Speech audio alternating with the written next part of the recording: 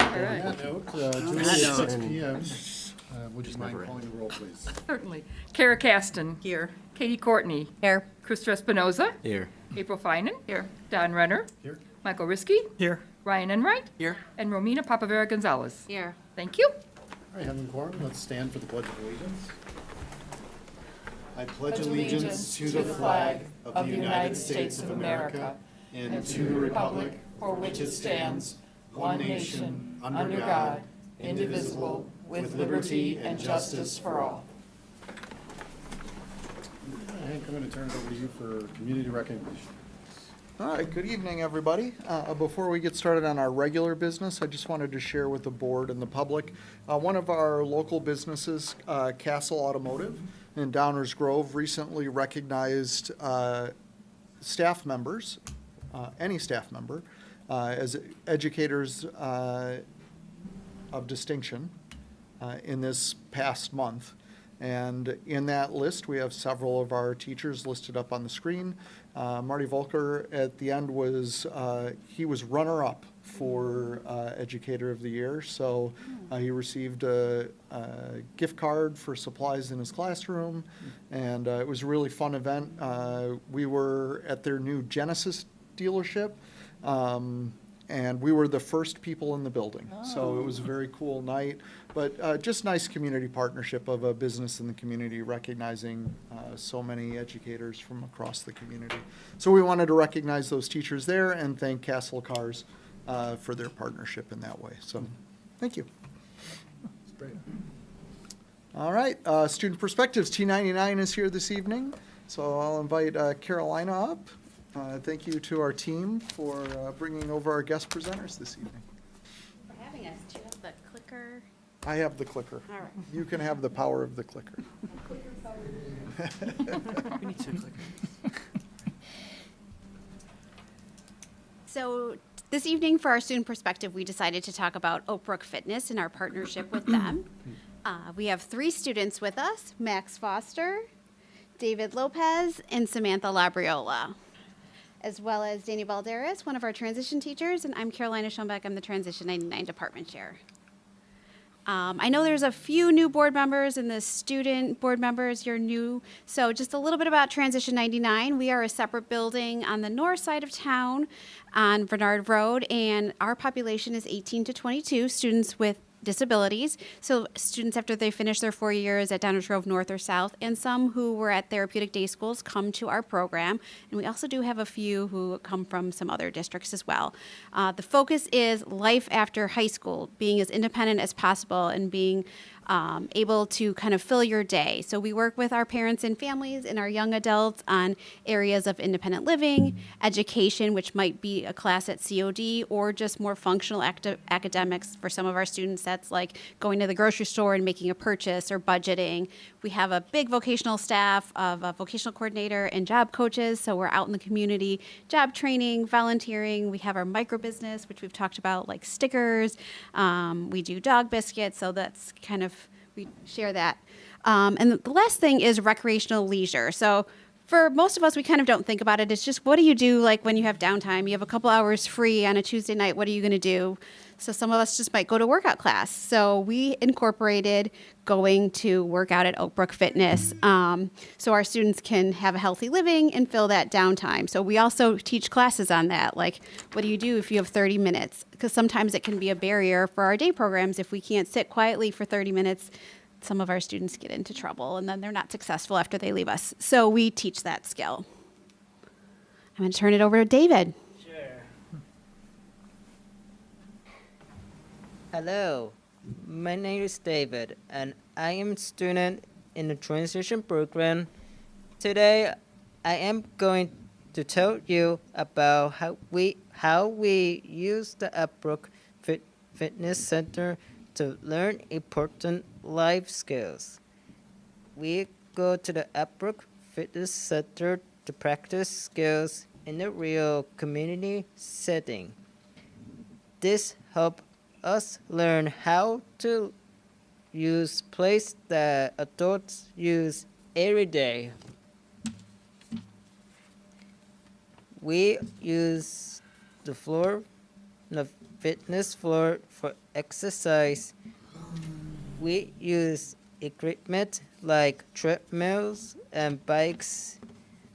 This helps us build endurance and stay healthy.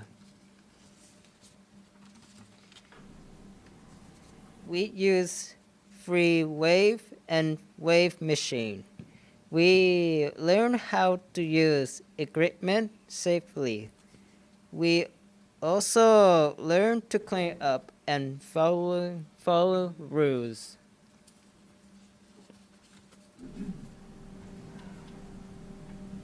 We use the indoor track to walk and run.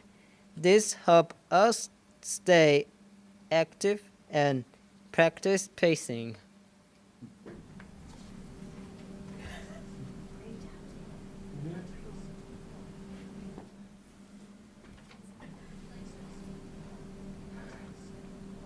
Hi, my name is Samantha. I will be talking about swimming, basketball courts, and locker etiquette.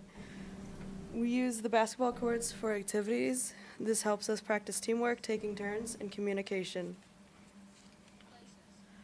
We participate in a swimming program. Swimming helps us stay healthy and follow safety rules. I am a peer leader when it comes to swimming. I help some students with swimming. Good for you. Carolina has us swim laps for 30 to 40 minutes to exercise and get our heart rate up. After we finish swimming our laps, we can go in the hot tub for about 5 minutes.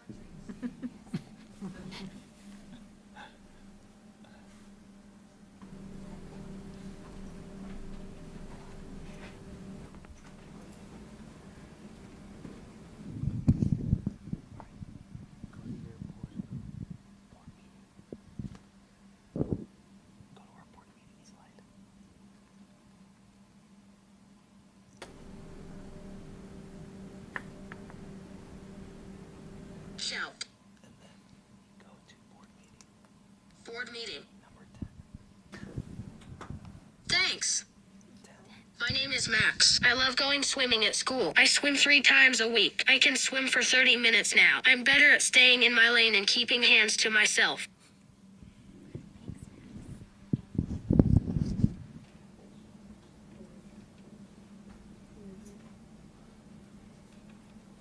So we also get to go swimming at Downers Grove North, so I wanted to share a little bit about that. When their schedule allows and they don't have classes, we go over there, and our students love it because we get the whole place to ourselves and get to interact with the student lifeguards.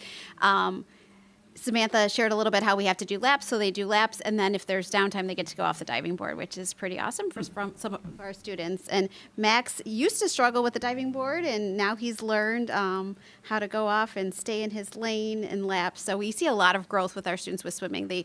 All of our students really, for the most part, are able to participate. It's great to help them regulate and stay on task. It's great, like, motor activity for them. So it's an excellent opportunity. So we always thank you guys for your partnership. All right, Samantha.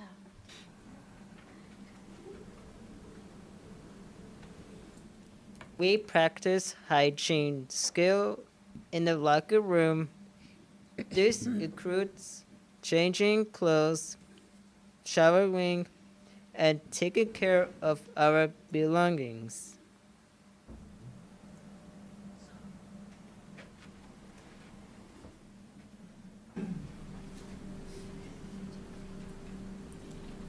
We also learn locker room etiquette. We practice respecting privacy and following gym rules.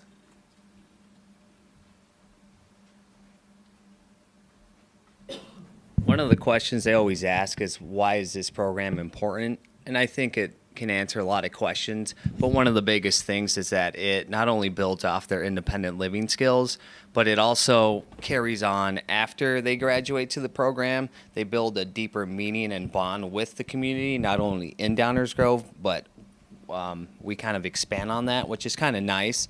And then we also have the ability to show citizens or anyone that's around, members, what our students are really capable of, because sometimes they lose sight or are kind of, like blinded by what's been presented, and then we're able to show the abilities and build off of that. And that's probably the biggest thing of why this is important to us and why we love it. And being out in the community is the biggest. Max, this is your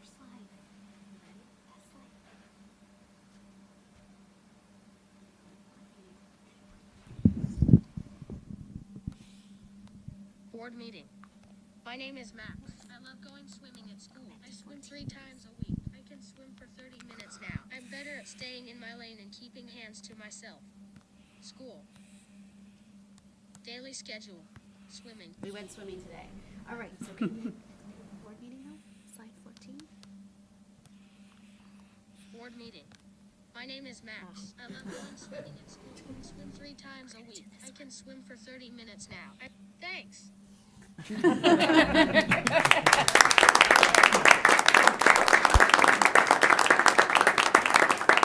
you might have some questions for them, so we're prepared for questions if you have any. Samantha, how did you become a swim leader?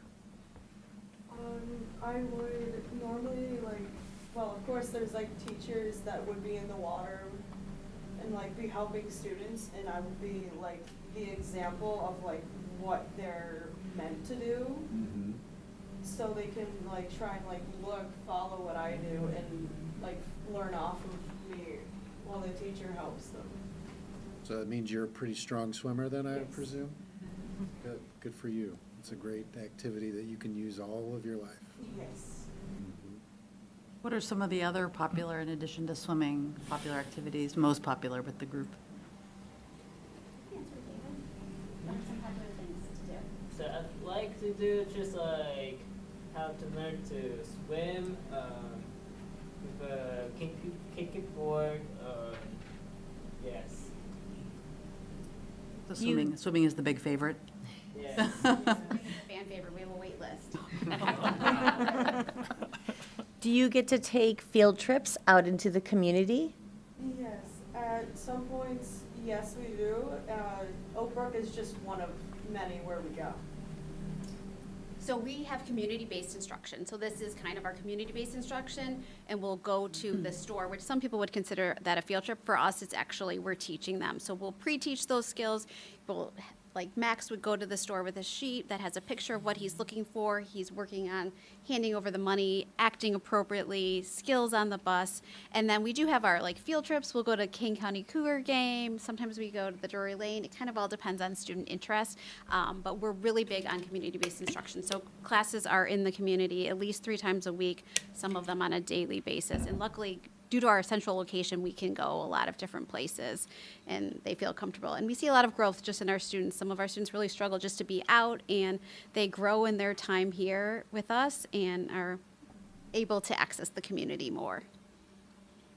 I just want to say it's really scary to come talk to a group of adults. So you guys are super brave and awesome for coming and talking to us, and we really appreciate you being here.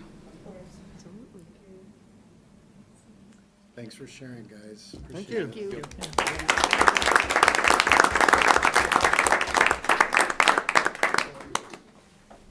Thank you, Danny.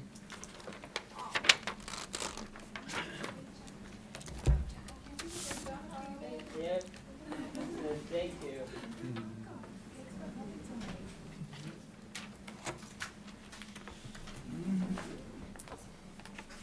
All right, we'll turn it over to our student board members. Who wants to go first this month? I'll start. All right. Good evening. I'm really happy to see everyone back. I'm also really happy that we got to hear from the T99 students. That's always great. Makes me really excited and proud to be part of this community. After 2 weeks of break, everyone's really excited and happy and well rested to be back and continue this last semester of the school year. Everyone's getting back into their habits, waking up early, which I'm still struggling a little with, but we'll get there. Staying on top of work and overall just coming back to those habits. Again, everyone's really happy to be in the building and just see each other again. Again, there has been a pretty, I will say, very smooth transition back into the whole scanning, being on time for class, putting phones away. It's like we never left in that sense. That hasn't been a problem at all.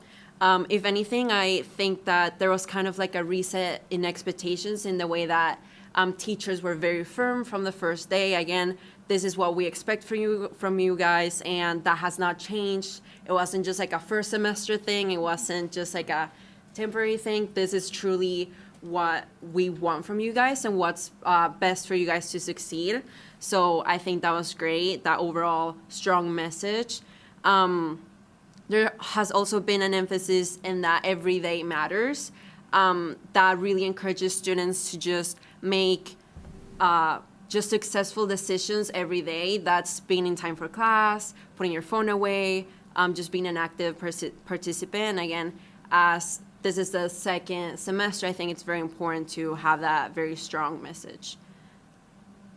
For activities, sports seasons continue, like basketball, bowling, stuff like that, and there continues to be a lot of excitement in the building for those activities. We also have Future Mustang Night coming up in the next few weeks.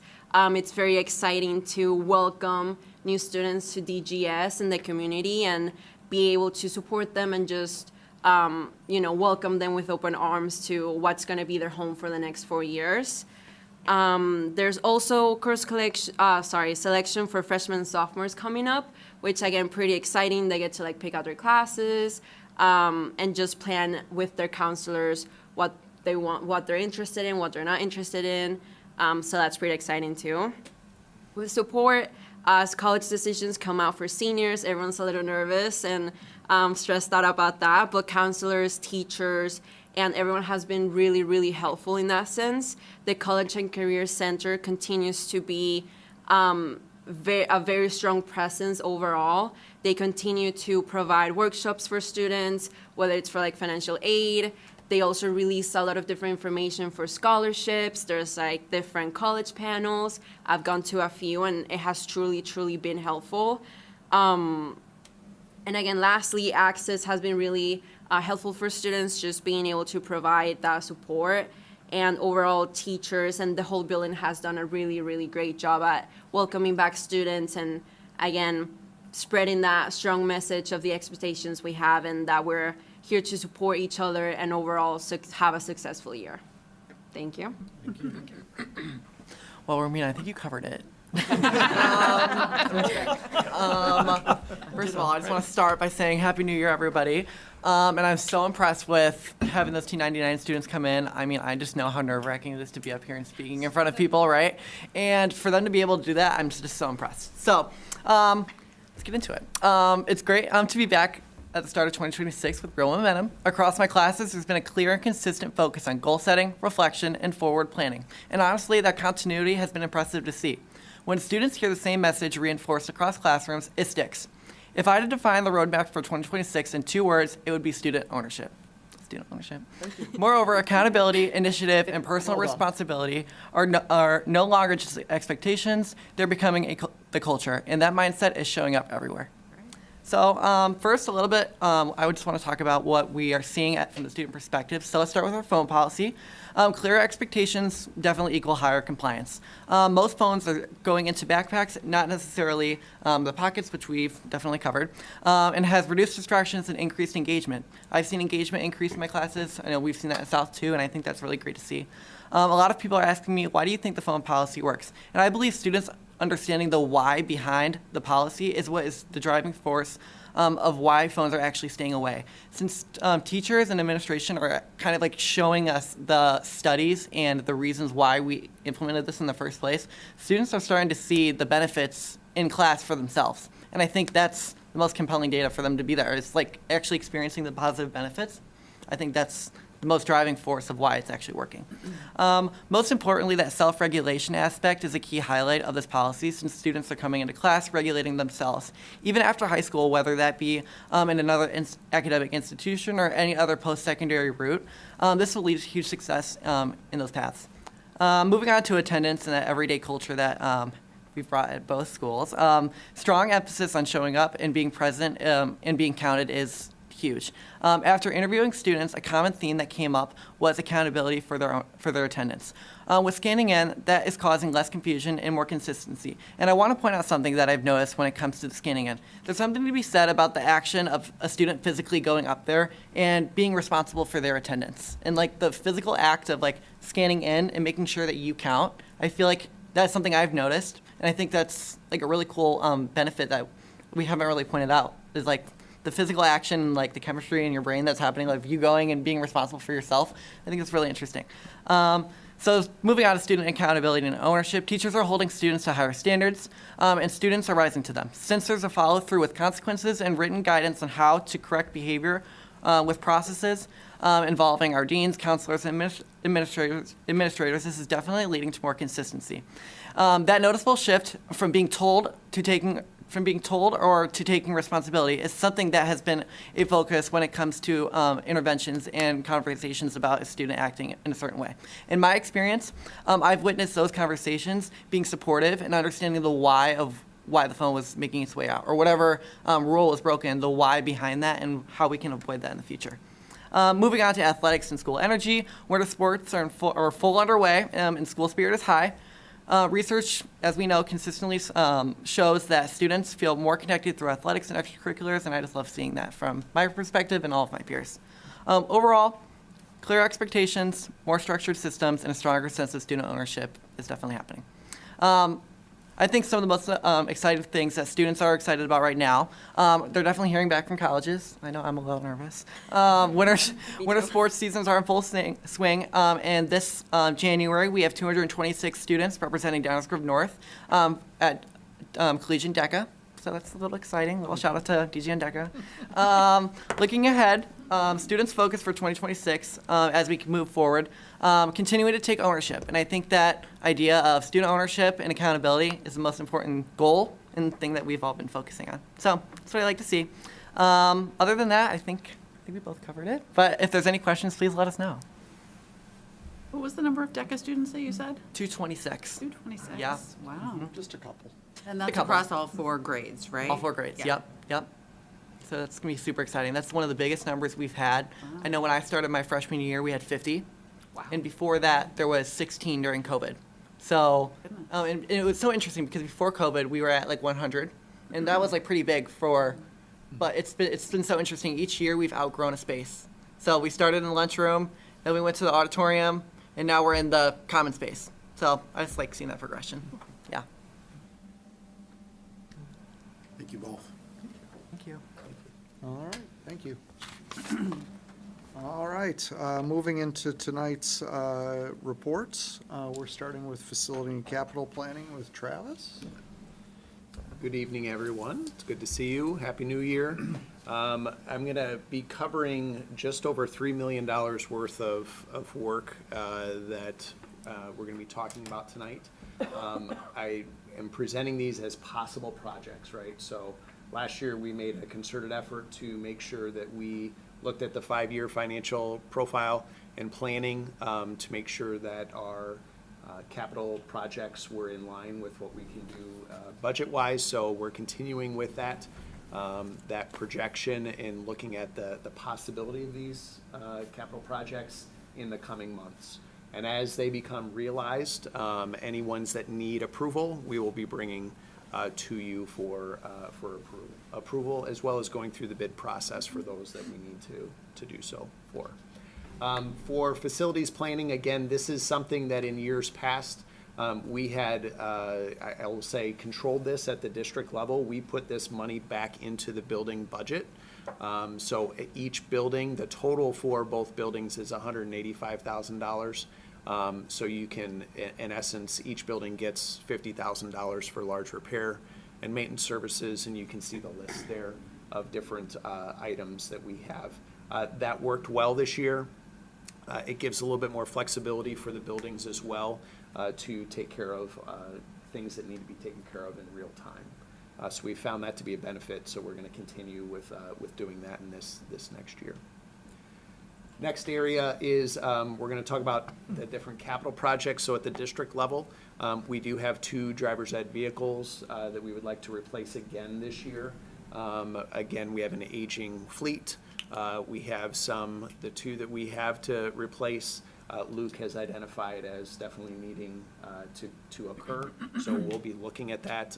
We'll be discussing what does that look like. Are we looking at a traditional ICE, right, internal combustion engine vehicle? Are we looking at another electric vehicle? We have not had those conversations yet, but we will be having those conversations to plan for next year.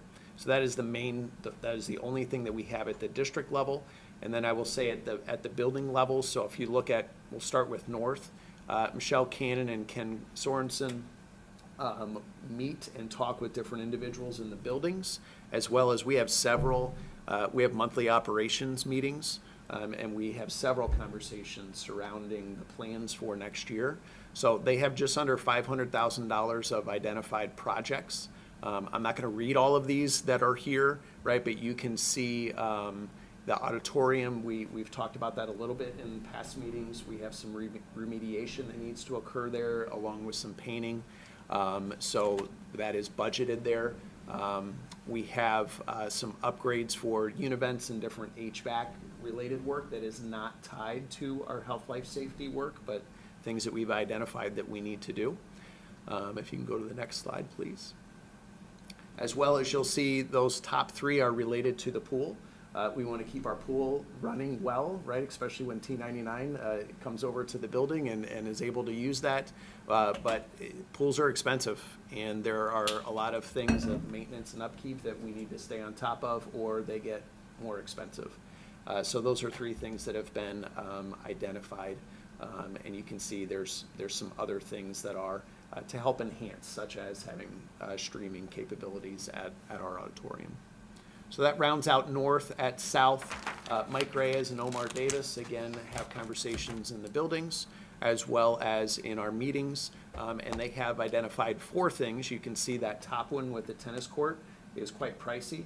We have had drainage issues around our tennis courts, and that has caused issues with the playing surface, some upheaving and cracking, and so that is something I know Mike has been looking into for a couple of years, trying to find a plan and trying to find a good solution to that, and we feel like we have found that, and this work would definitely take care of that. As well as giving our basement some lightening and some painting in that area, and they've identified as well they want to replace the softball scoreboard, and again, those are estimated prices. So that comes in just under $463,000. Health, life, safety work, these are things that first one, the board approved our construction management. So again, this is outside of, this is in addition to, and we're planning on for our fiscal year 27 budget to take care of that. As well as part of our health, life, safety project, we have 21 new rooftop units that will be installed. What also needs to occur is controls have to be put on all of those rooftop units, and that's not something that can be part of the health, life, safety project. We have gotten an initial quote from Precision for that, just over $410,000. So we're looking at refining that, trying to figure out, is that exactly what we need with what they have, what they've stated. So that is that may change in looking at that in the future.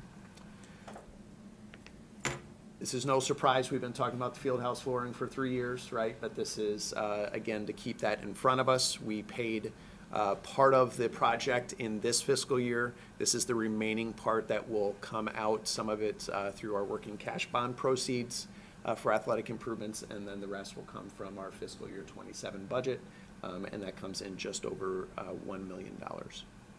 That work's being done this summer? Correct. Correct. Yep, we're in finalized planning for the design for those, and we'll be on schedule to get those both done this summer. So that gives the total cost breakdown, as I said in the beginning, just a little bit more than $3 million. Those are the potential projects that we've identified, and again, we will align that with our financial resources as we make those decisions. Any questions about any of the projects? Or the plan as we're moving forward?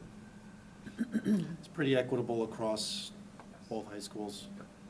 Yep. And some years it's not, right? I mean, it's not always going to be even across both sides, but yes, this year it's almost spot on. And we've done, so we didn't just do this year, we have out for the next 5 years is what we look at, and obviously the further away you get from today, the harder it is to project not only the projects, because there's going to be other things that come up, but more importantly, the price, right?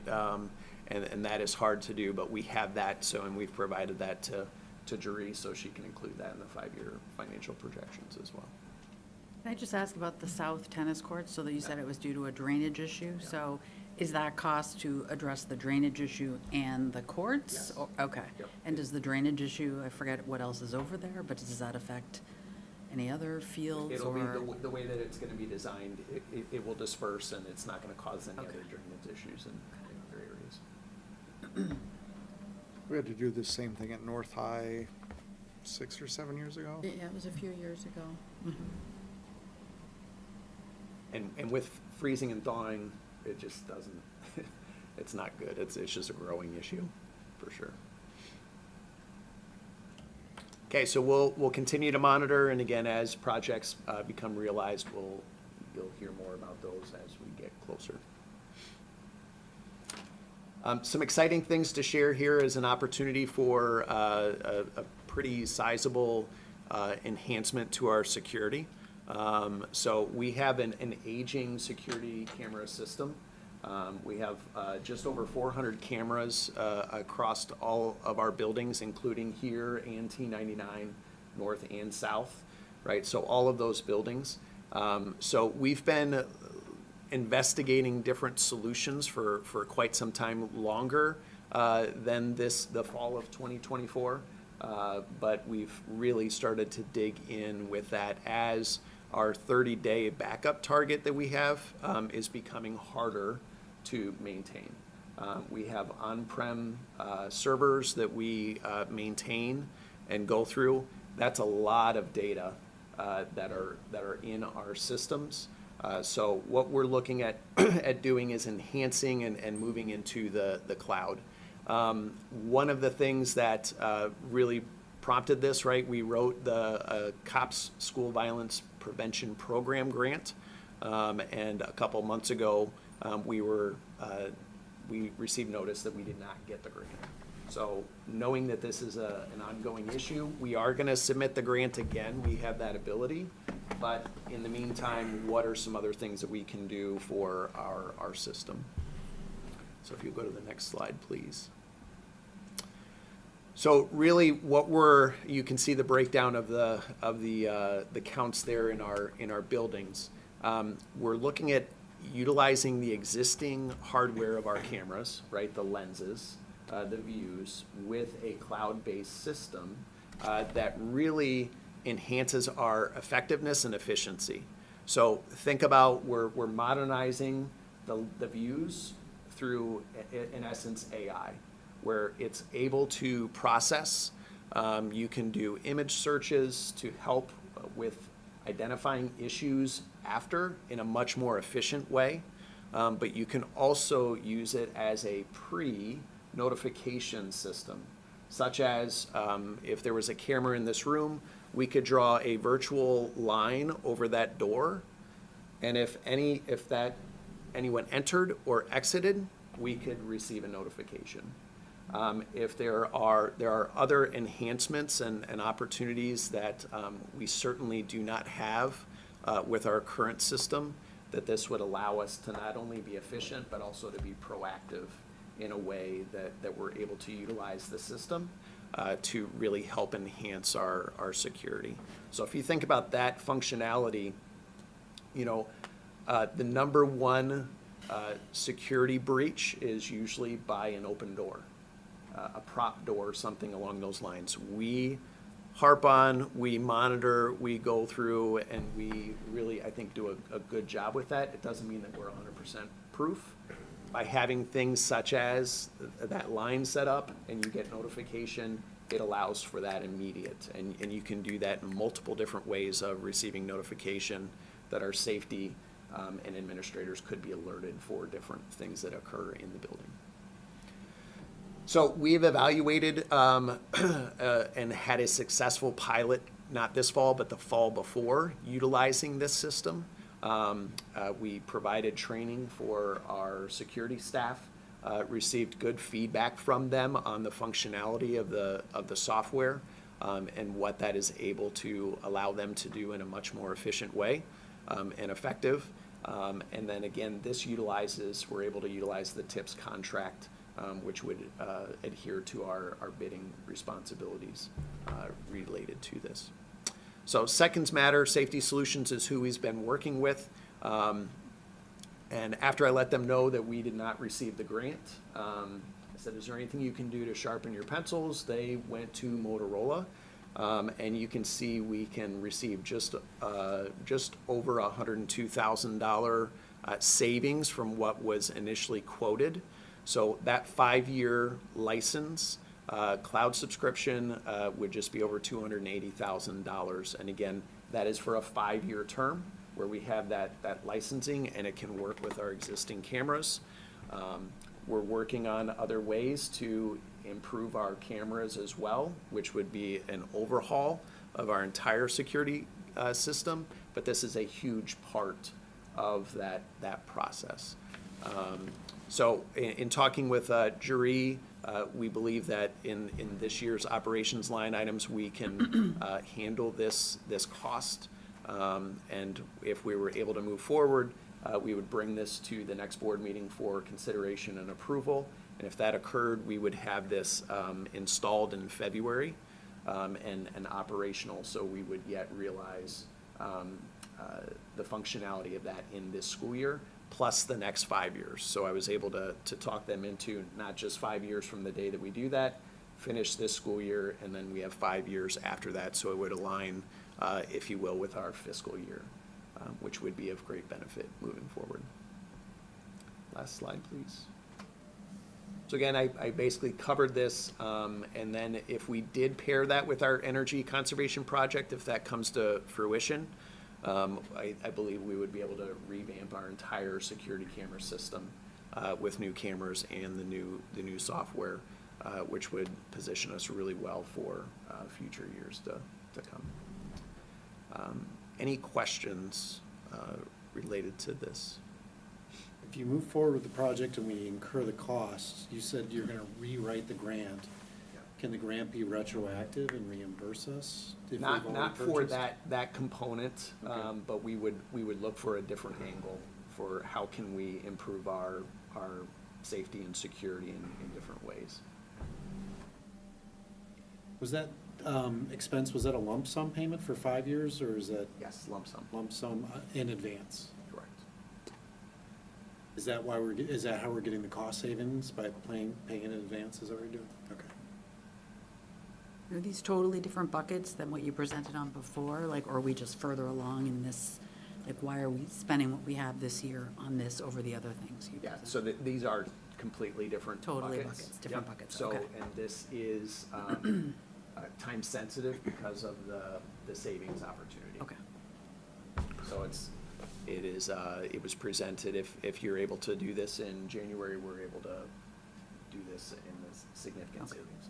And I was able to actually, they wanted to do it in December. I said, there's no way we can make that happen. I need you to extend it to January, and we were able to do that. And you've already done a trial, so you've had some hands-on. We've had hands-on, experience. yes.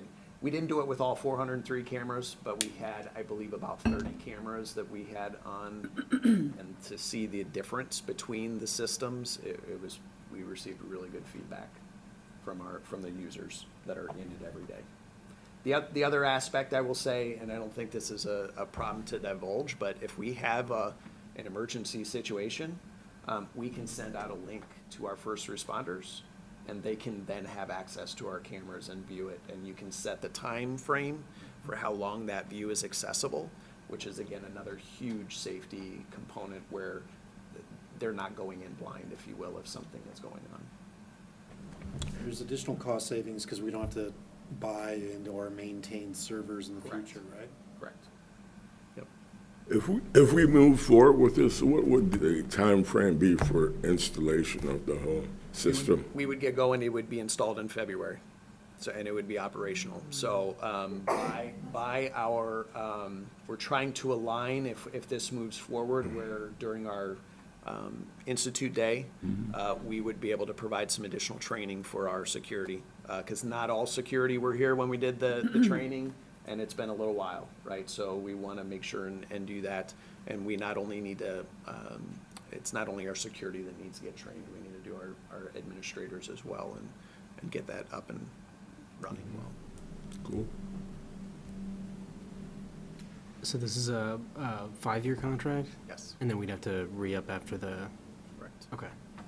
But, and if we move forward with it and re-up, they wouldn't have to like reinstall or like, okay. Nope, it's there, and it's the other component with that is it's not a proprietary system in the fact that if we don't like the cloud component and we end up putting in new cameras, the systems now are using the cameras, if you will, again as lenses. So it is that functionality that the brains behind it are what we're paying for that 5-year for that 5-year cloud. Gotcha, okay. All right, any other questions for Travis?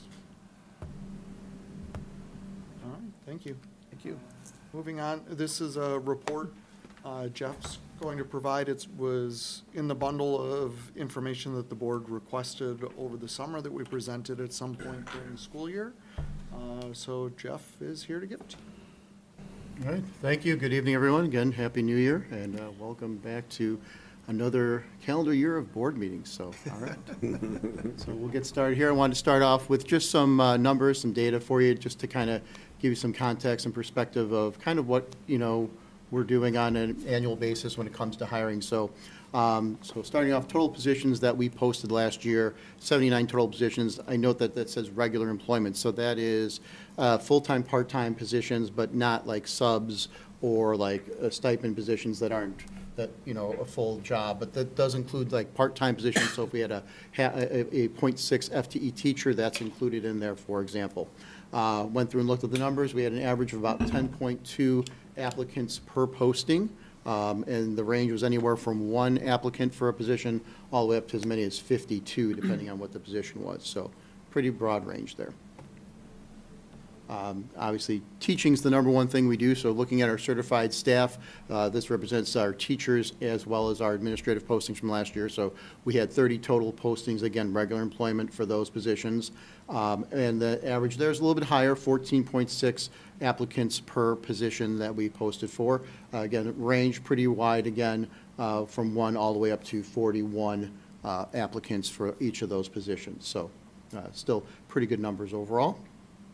Next up is some information from the state report card, just to give you an idea of what our retention rate actually is. So these numbers, like every other report we get from the state, are in the rear, so this is a year old already, but we had 94.5 is our retention rate at District 99 compared to 89.5 at the state level, so we're 5% above average. And if you look back, that's pretty typical of where our number ends up being. It's right around 94, 95% on an annual basis, so we're pretty steady in that regard.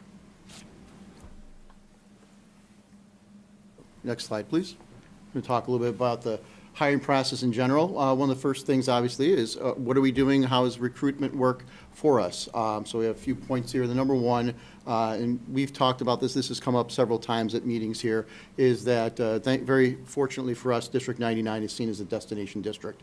So we have a very tremendous reputation. Being a larger district the way we are with the number of students we have, 2 comprehensive high schools, our programs in terms of our athletics and our arts and things that get out into the community and give us a profile not only statewide but nationally, really just puts our name out there. When I talk with potential applicants or people who come through, they seem to sometimes, I'm usually impressed with how much they know about our district already, just from reputation, so that's huge. And a lot of those conversations I have come from one of the next components there, which are job fairs. So, try to get to, several job fairs a year. Again, keep our profile up there to continue meeting people, just let them know that, hey, we're District 99, we're out here, we're interested in meeting you, and we didn't, want to maintain that destination district reputation, right? So we try to stay out there. Last year I didn't get to as many. There were conflicts with negotiations that were going on at the same time. Sometimes job fairs, they schedule on the same day, but the couple I always go to for sure is that ISU does 2 a year. I always try to get to at least 1 for ISU. If you aren't familiar, they are the #1 producer of teaching candidates in the state of Illinois, and I believe still currently ranked 5th nationally. So definitely like to try and get out there. And then also with the professional group that I'm a part of, NWPA, with other human resources people in the same position I am throughout the western and northwestern suburbs of Illinois.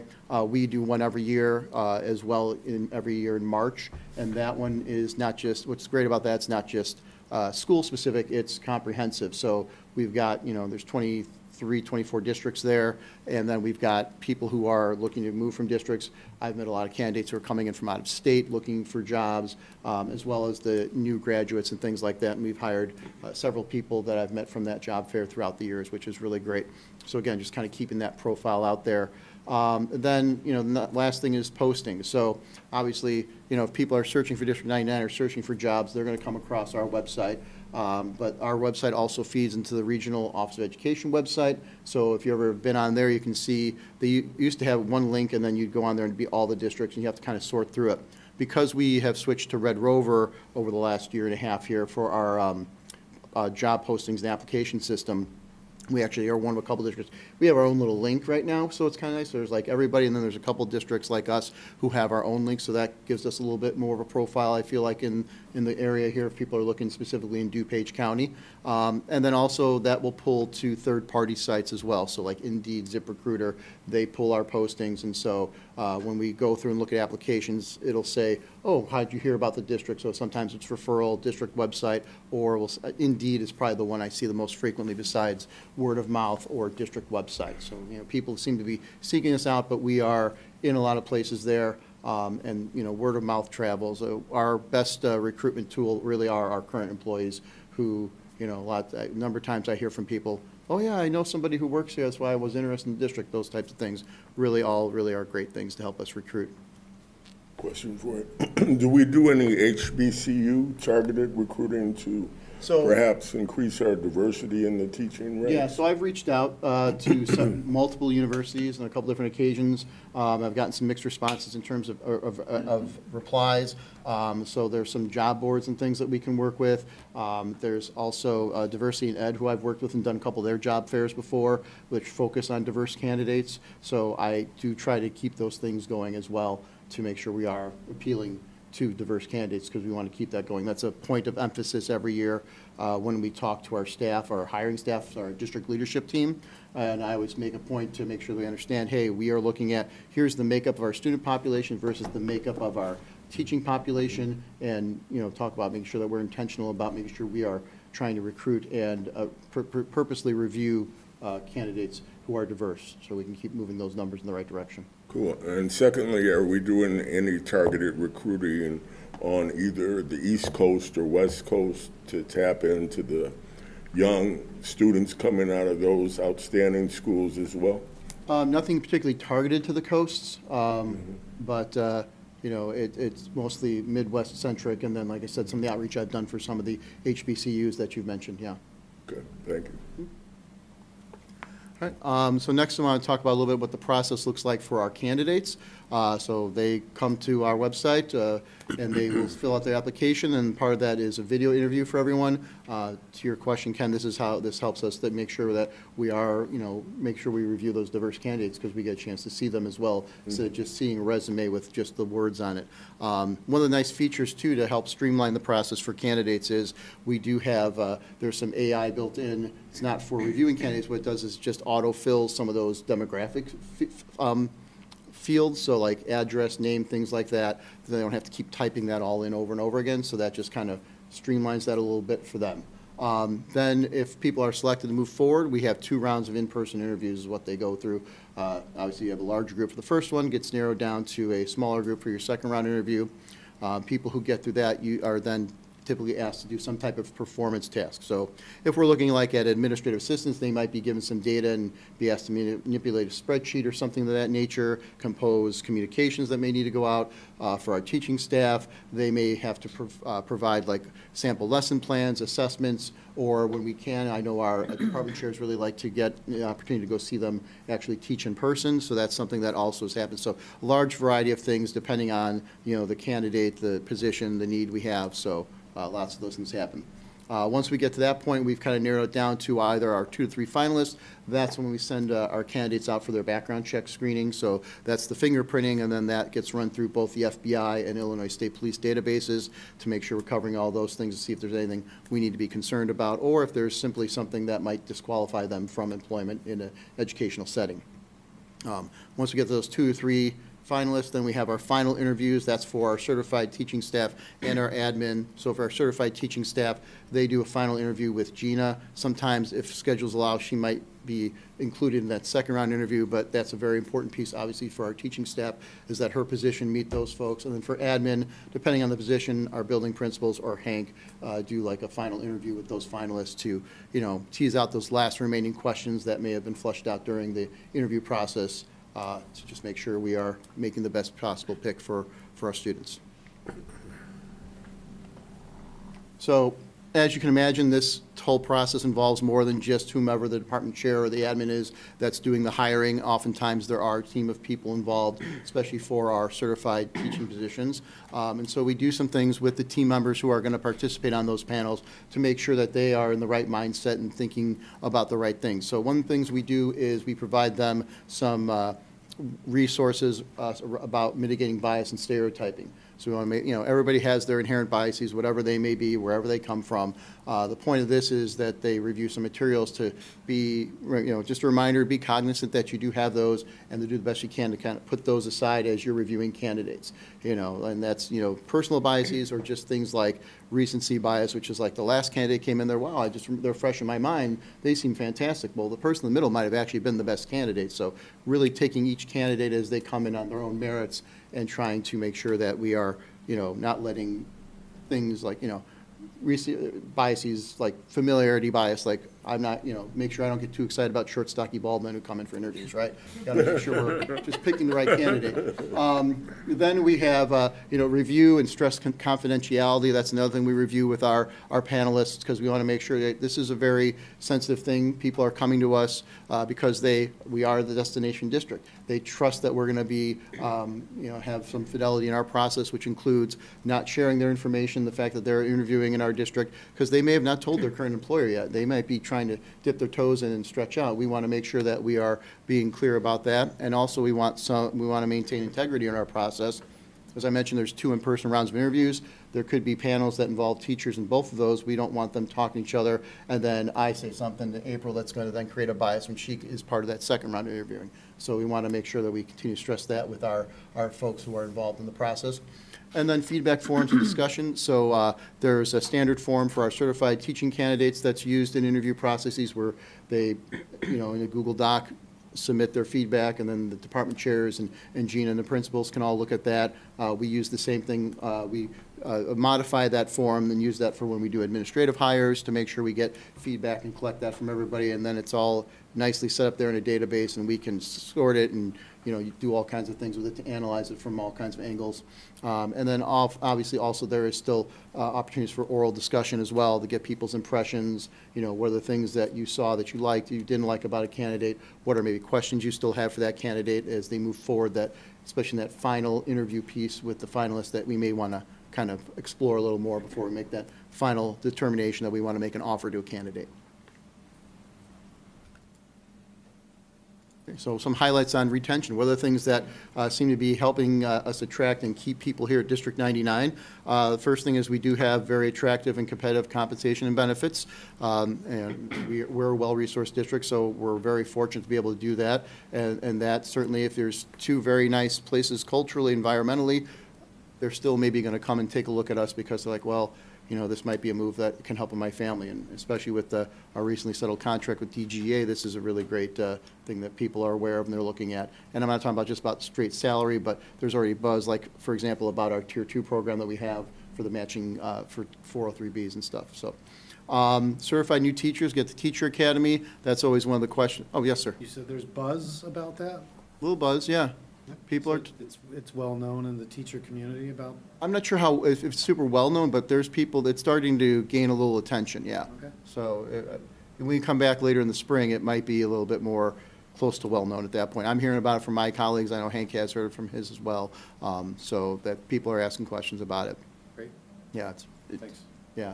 and I actually met with the committee today who's talking about some of those things, and they're very excited about what this can do for our staff and for these efforts as well. So Certified New Teacher Academy, this is something for all new hires. Lots of places have various types of mentoring programs, but not everybody does an academy like we do. Jake and Keith do a great job organizing this every year, and when I tell new hires about this, they're like, oh, wow, like, it's like 3 days of learning about our grading practices, our, getting to meet your other new teachers, administrators, and then, of course, one of the things you get to meet, hopefully, as well, is your mentor. So everybody's assigned a mentor for the first year, which is another thing that is always asked about, and people are very excited to learn about that.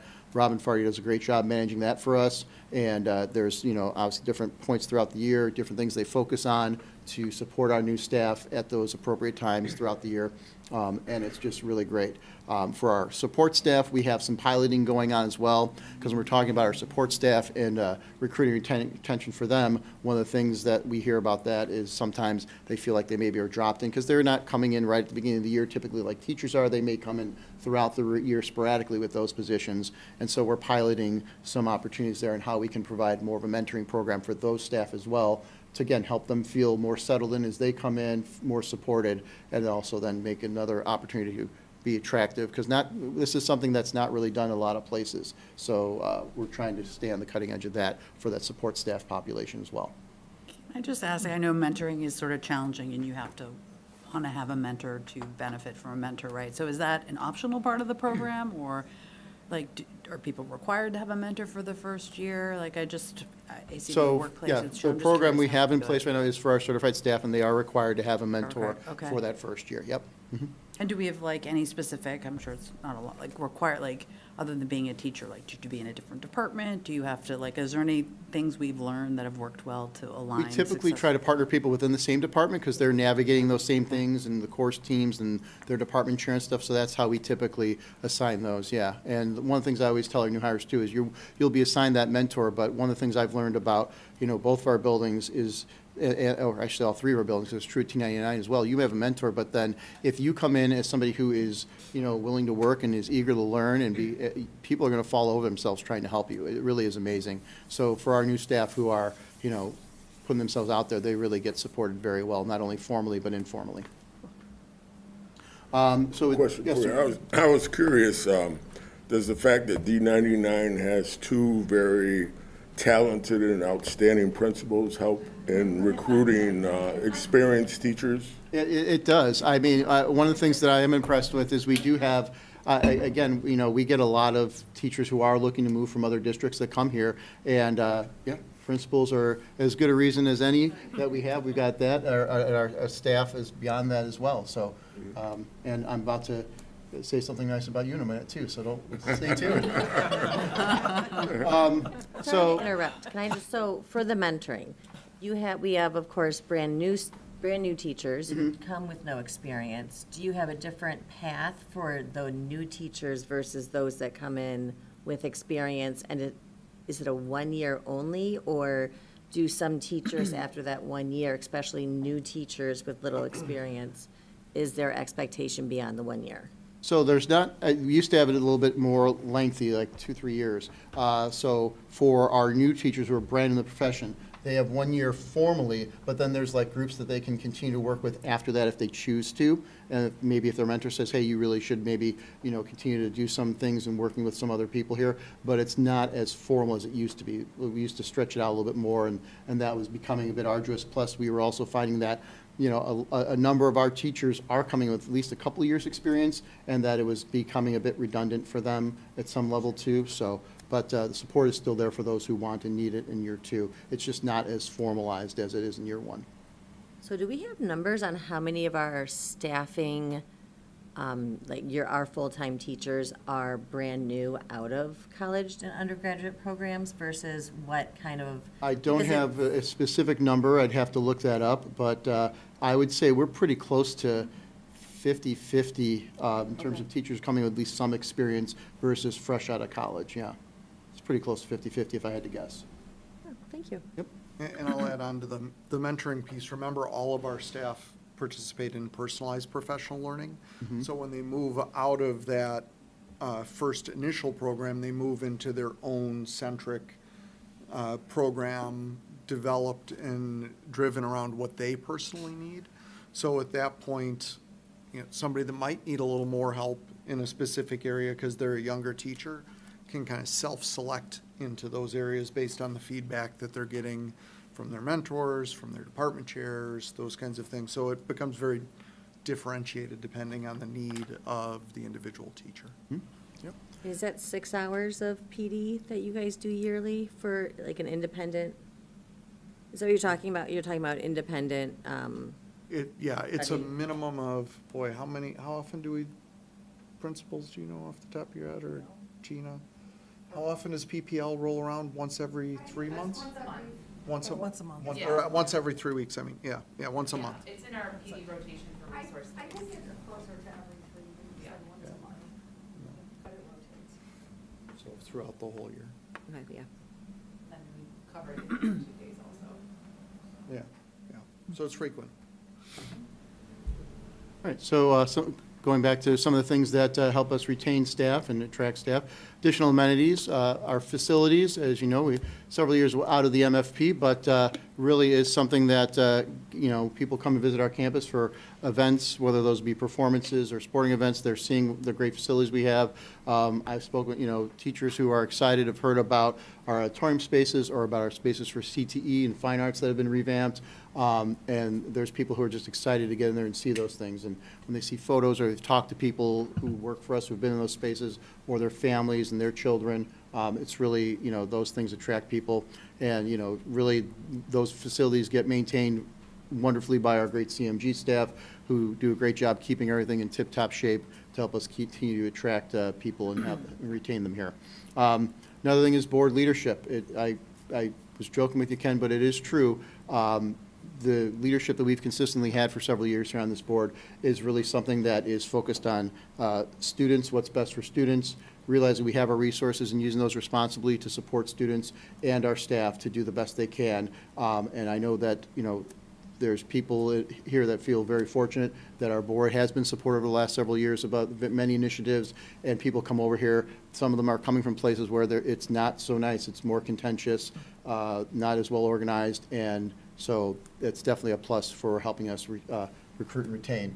As I mentioned a few times, we are very well resourced, so we do have opportunities to allow our staff to do some really cool and unique things that you hear about on a regular basis here at these board meetings, so that's really, truly amazing. And then the D99 Foundation is also a part of that with the grants they provide, where our teachers have a chance to come up with unique, creative ideas, and then have the foundation offer them a little extra support for that to make some of those ideas reality. And then last but not least in this list here is the just outstanding people and community. I mean, we're in a place, it sounds a little bit cliche, but there's a lot of great communities in this area.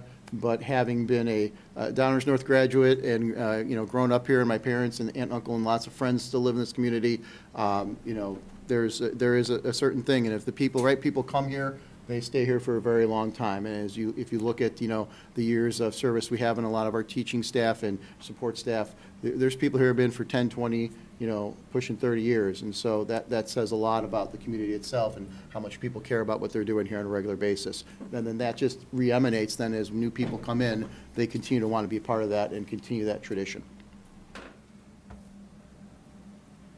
Any other questions? Yeah, I guess it's a two-part question.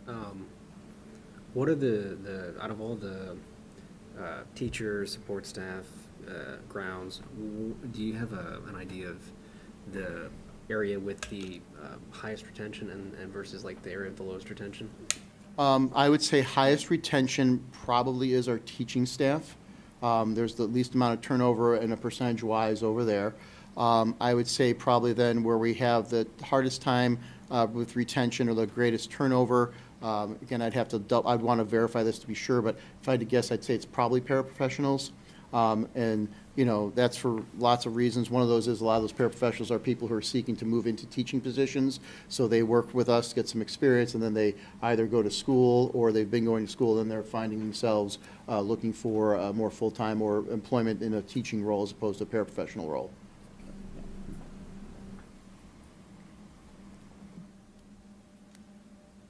All right, any others? Thanks, Jeff. Thank you. Thanks, Jeff. All right, the next one is riveting. Julie and I have been doing a little bit of work around closed meetings and announcements for them, and have determined that there is not a requirement that Don has to read a novel every time we go. And as much as we like hearing that, Julie and I are recommending that we shorten this. So what you see there are the reasons why school boards can go into closed session, known as Open Meetings Act exemptions. You've all had this in your training. What you see, the number next to it is actually the clause that it correlates with in the Open Meeting Act. So our recommendation here is whenever the acting board president is giving the reasons why we are going into closed session, instead of reading the entire clause for personnel, they would just say, we're going in for 1, personnel, or 10, matters relating to individual students, or 29, audits, right? And obviously, when Julie and I prepare, mostly Julie, prepare the board packet, it will list the entire clause so that if somebody's, taking a look at our packet online, they see the whole thing. But just for the ease and for how quick, for tightening up our meetings, we also think that for the general understanding of the public, when we read that whole personnel clause and you start talking about things like tribunals, like what? What are they doing? This makes it a lot more clear to the general public, the meaning, why we're going into closed session. So we recommend this as a practice moving forward, and if everybody's okay with that, Don will practice it this evening. So does anybody have any concerns about changing that practice? Great idea. Let's hear it, Don. All right. All right, Julie, first reception of visitors, do we have any slips? No, sir. Okay, thank you. Don will now practice. So I need a motion to go into closed session for item A, which is OMA exception 1 for personnel, item B for OMA exception number 2 for collective negotiating matters, item C for OMA exception 11 for litigation. So moved. Second. Can you call the roll? It was Chris and Ken, correct? Chris, I'm sorry, yes. Yes, thank I'm a you. little out of practice, I apologize. No problem, just. You didn't have time to warm up with the long. It was just so short, I know. Christopher Espinoza. Aye. Ken Dawson. Aye. April Finan. Aye. Michael Riskey. Aye. Kara Caston. Aye. Katie Courtney. Aye. And Don Renner. Aye, motion carries, and for the members of the public, the only action the board will be taking when we come out of closed session will be to adjourn. We'll take a short break, and then we'll be back in here for Hey, close. Jeff.